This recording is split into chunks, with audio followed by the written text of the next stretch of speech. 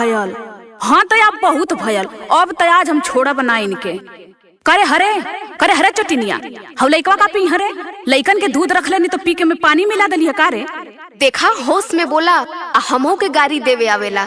कुकुर बिलाड़ दूध पी जियन तो नाम हमरे आई। अरे का भाले कैसन रोज तो नने किचाइन कैले हऊ। किचाइन कैले ही हम एक महीना रह, पहले हमार तो हिस्सा बाटा। हाँ बांट दा, रोज के किचाइन से तो दूर हो जाई, झगड़ा के घर तो खत्म हो जाई। अरे तो नाने अपना ही में बटबू के हम नोच कुछ पूछबू। सुना पहले सच्चाई सुना।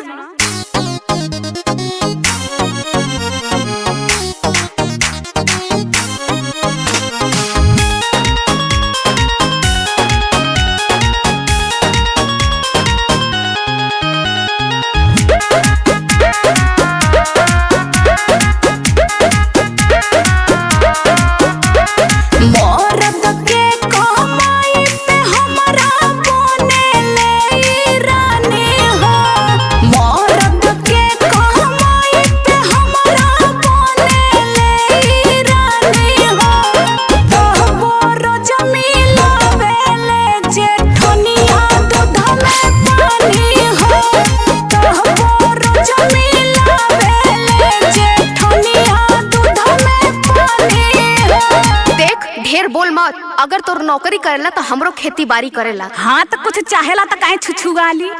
हे भगवान, हे बनशक्ति माई, हे डीह बाबा, तोहसे बस इतने दोहाई बा, 7 घर दुश्मन रहे ओहू के ऐसन देवरानी मत दीहा। हाँ तो ऐसन जेठनियो मत दीहा, लइकन के दूध अपनिया पी के मुसुक देखाव।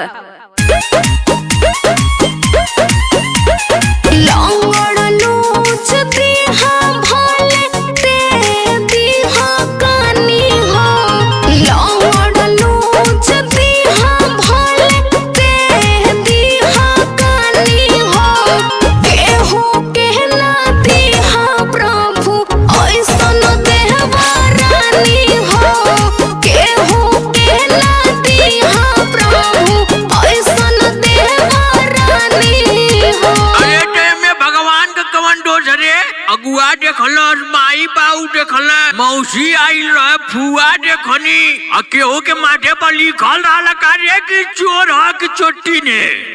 एक बात हमार खूटे गठिया लिया तो ने, चाहे जितना झोटा प्रवल करा, लेकिन अलगा हमारे घरे में ना कबो भयल ना होई। हाँ तो हम पर लड़की लेके जाती नहीं हर करियो हाथे को मरखा, हमरे कुनिया बना तो ऐठ के मुड़िया डाल दे चूल्हिया में।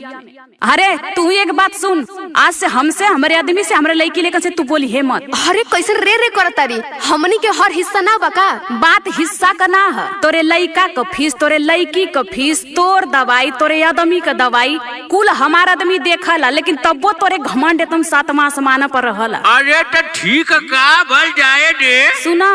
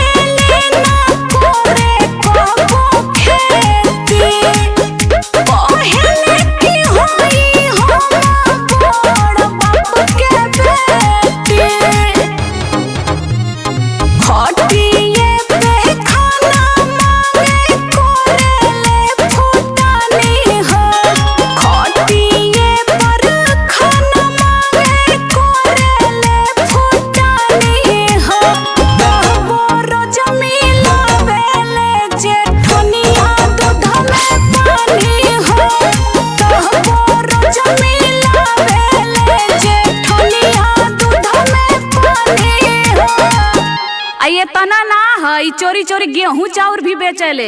हाँ तो तू बड़ी साव है, कुल तीसी तिलहन बोरा में भर के नैहरे भेजवा देली, आ तू बड़ा साव बनत थी। अरे ढेर बोलबी तू, आओ और तोर झटवा उखाड़ के मारबा। हाँ आओ लड़ ले। अरे तनाने अपने में कट मत जेबू का रे दबैया हमही के करावे के होई। अरे तही काहे न मान जाती जाए दे।